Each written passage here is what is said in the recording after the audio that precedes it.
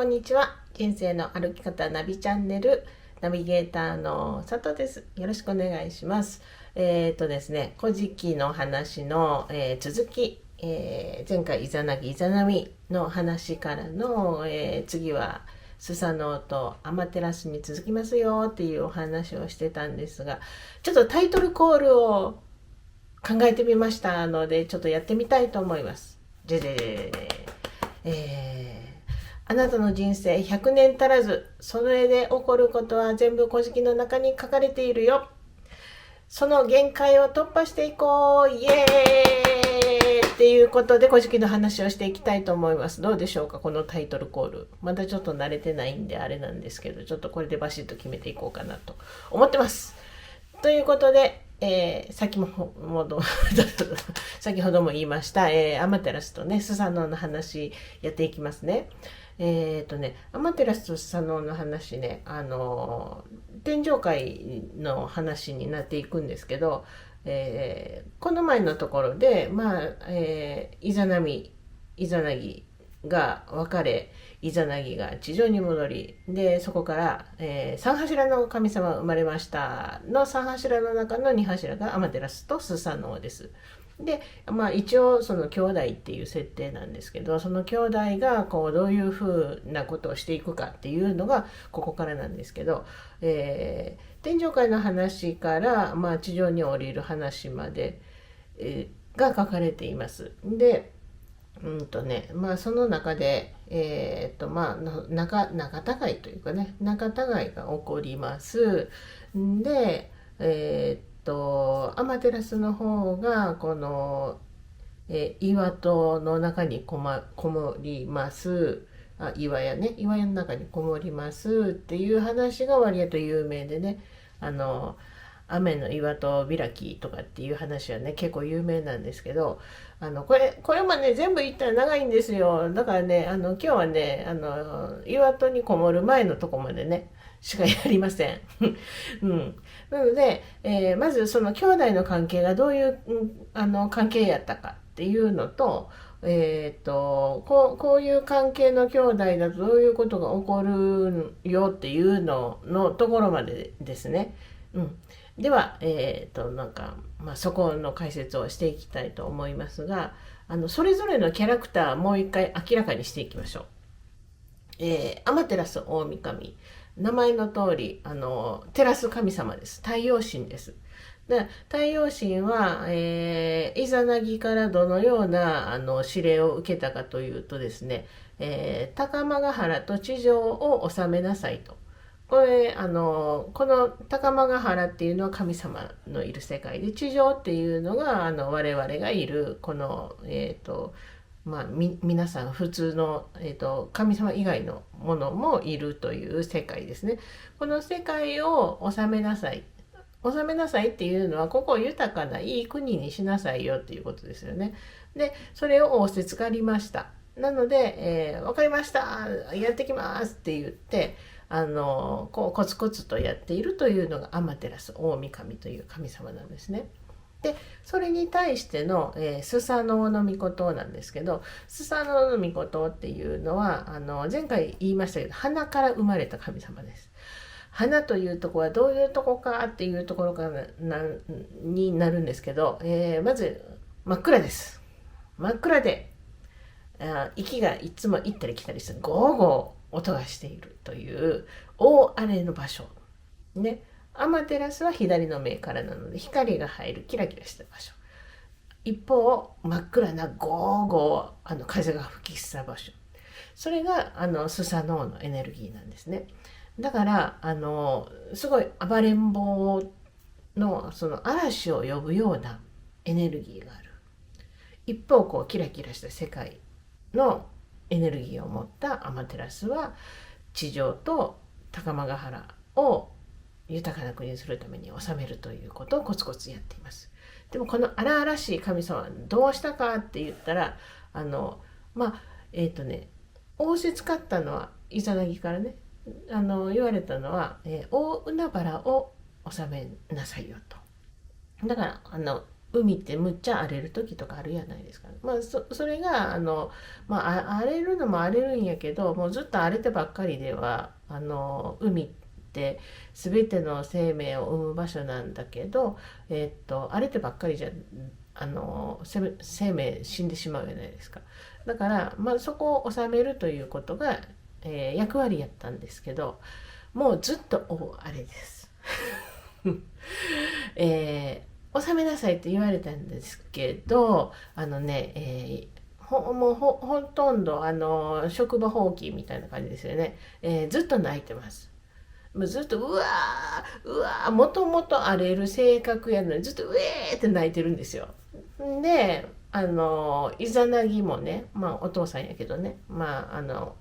役割与えた責任があるんで、なんでそんなにずっと泣いてんねんと聞くわけですよ。たら、帰ってきた言葉が、お母さんに会いたいねんっていうこの末っ子甘えん坊の末っ子なんですよ。お母さんに会いたくて泣いてんねんって、いやいやお母さんはもう黄泉の国行ってんねんでっていうね。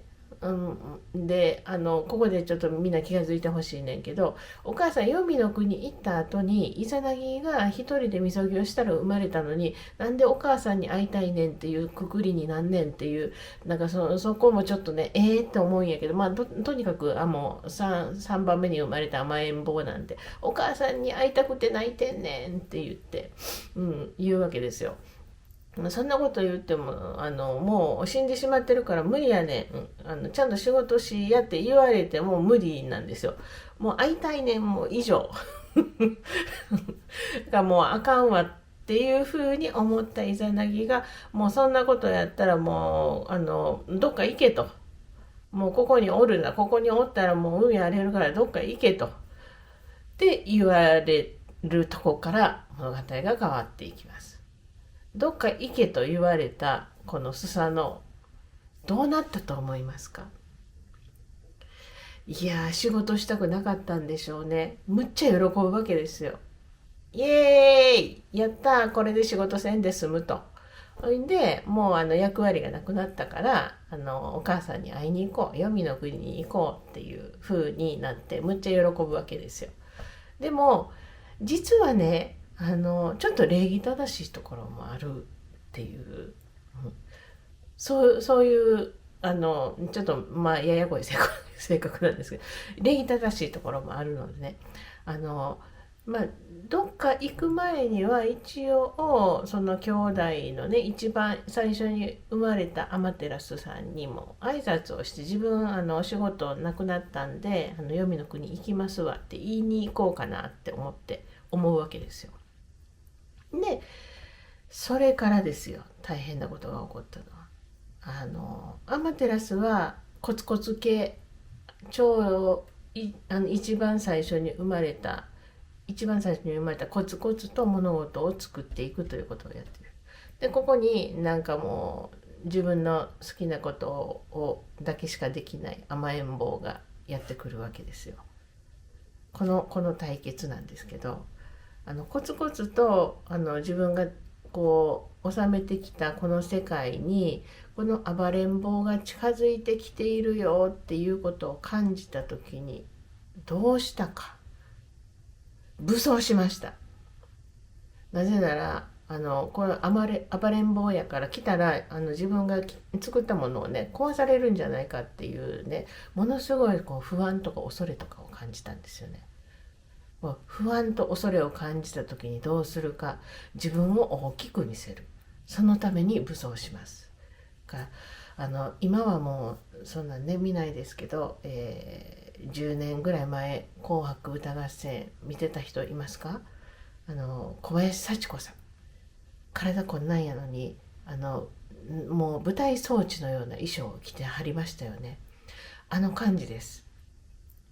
からアマテラスももういろんなものでこう飾ったりとか、こう体を守るための鎧つけたりとかして、むっちゃ武装して、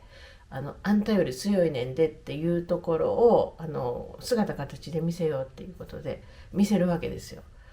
でそうやって迎え撃つ。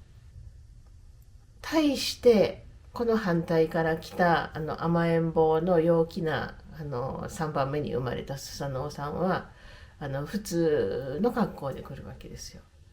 で見ても全然びっくりしないわけですよ。で挨拶しに来てっていう感じでね、軽いノリで来るわけですよ。けど何言うてんな、お前はうちの世界を乗っ取ろうと思って来たんやろみたいな、ここで敵対するわけですね。いやそんなん違うね、いやそんなことはない、お前は海を大荒れにして追い出されたやつやみたいなね、この兄弟のね葛藤がここで起こるわけですよ。でこれもずっとね言うててもね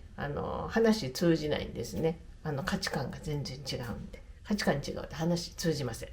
なのでじゃあここでじゃじゃじゃーん、はい決着をつけましょうということで始まったのが受け入っていうやつなんですね。で受け入っていうので受ける何かをもらうみたいな、受けるにいっていうのはね魂の霊の霊みたいな字なんですね。だからその自分の魂、自分の気持ちをこのものが持ってるから、そこから生まれたエネルギーが自分の言いたいことです。でそれを見せ合うことで証明しましょうっていうのが受け入りなんですね。で、実際に何をやったかって言ったら、アマテラスの持ち物を、スサノオに渡します。でスサノオがこれ面白いですよね、かじるんですよ。口の中に入れて、なんかね勾玉とからしいんです、髪飾りみたいなね、そういうのを口に入れてカミってしてペッて出したところから何かが生まれるんですけど、その時に生まれたのが、5柱の男性の神様が生まれました。アマテラスの持ち物をスサノオが噛んでペッて出したら5柱の、男性の神様で、今度スサノオの持ち物をアマテラスがまたカミカミするわけ。スサノオの持ち物をアマテラスがカミカミしてペッて出したところから生まれたのは3柱のお姫様です。でこれでこの5柱の男性の神様と3柱の女性の神様、これを見て決着をつけるっていうことなんですけど、それが自分の真意だっていうことで、スサノオの持ち物からはねか弱い可愛らしい3柱の神様が生まれたっていうことは、スサノオは自分の中にはそういう美しいものしかないと。だから何かを奪おうとか荒らしてやろうとかそういう気持ちはないんですよって言うわけです。でアマテラスの方からはこう強いね5柱の男性の神様が生まれたので、アマテラスの方がその武力っていうものを使って何かをこう統治しようとしていたのではないかみたいな、そういう読み取り方をするんですね。なのでスサノオはこれで自分の潔白がここで晴らされた。でアマテラスの方はそうだったんだ、疑った自分が悪かったなっていう風な決着になるっていうのがこの受け入れのところなんですね。でアマテラスはごめん疑って悪かったよと挨拶しに来たのっていうのも分かりましたと。じゃあ次に黄泉の国にねお母さんのとこ行く前の間、しばらくここで生活していったらいいよっていうことでスサノオを受け入れるんですね。ここがねなんていうかね実はちゃんとルール決めてないんですよね。持ち物を持ってたのはそれぞれなんですよ。この5柱を生んだ持ち物ってアマテラスの持ち物やったし、3柱の女の神様の持ち物を持ってたのはスサノオなんですけど、これ噛んだ人のエネルギーの方が入らへんのって思いません？ここがねやっぱねこれみんなね教訓じゃないねんけど、なんかそのどっちで判断すんねんっていうルールちゃんと決まってへんやんみたいな。これってね、なんかね、生活しててよくあることやと思うんですけど、ルールちゃんと決めんと、なんとなくこのさ、あの強い方というか、早く言った方がちみたいなさ、なんかそんなとこないかなって、受け入れのとこでね、私すごい思ったんですけどね。思いません？だってアマテラスが噛んだから、アマテラスのエネルギーそこ入ってるやんと思って、それから三柱の神様、女の神様ね、生まれたん違うのっていう考え方もあるやないですか。でスサノオが噛んだからこれ5柱の男性の神様になったん違うのみたいなさ、そんな考え方もあるん違うみたいなところが若干ね、ここ若干引っかかるポイントなんですよ。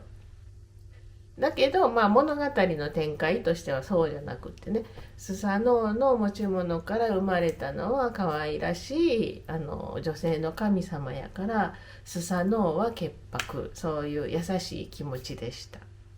でアマテラスの方から生まれたのが、5柱の強い男のエネルギーの神様やから、あのやっぱりアマテラスが力でどうにかしようと思ってて、スサノオはそんなことないねんでっていうエネルギーやったんやっていうことで決着はついていて、物語はこう進んでいくわけなんですけど、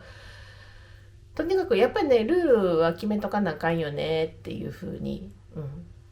どこがどうなったらっていうのを、ルールをちゃんと細かく決めとかな、契約ごとって後からね、